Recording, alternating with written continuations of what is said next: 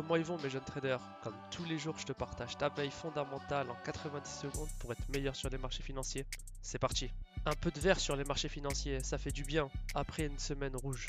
Les droits de douane annoncés par Trump pour le Canada, le Mexique et la Chine entreront en vigueur mardi, sauf si un accord entre ces pays se trouve avant cette réunion, laisse sous-entendre le secrétaire américain du commerce. Ce week-end, le marché des cryptos a rattrapé pratiquement la perte qu'il a fait depuis la semaine dernière suite à un tweet de Trump annonçant qu'une réserve stratégique de crypto-monnaies, notamment XRP, Solana, ADA, Bitcoin, allait être mise en place. Vendredi aura lieu à la Maison Blanche un sommet de crypto-monnaies pour avoir un peu plus de détails et comment cette réserve sera financée. Les marchés actuellement sont très sensibles aux données économiques. Des résultats plus faibles que prévus pourront donner une réaction négative au marché. Donc ça donne beaucoup d'importance à la publication du taux de chômage des NFP vendredi aux États-Unis. D'autant plus que Powell s'exprime juste après. La prochaine réunion de la BCE aura lieu jeudi 6 mars 2025. Elle devrait baisser ses taux de 0,25%. Ce matin, l'inflation en zone euro a augmenté, ce qui rend la tâche difficile à la BCE. On pourrait connaître la dernière hausse des taux en Europe. Aujourd'hui, nous n'avons pas de résultats d'entreprise qui peuvent impacter les marchés. Au niveau des annonces économiques, on a les PMI services et manufacturiers aux États-Unis entre 15h45 et 16h.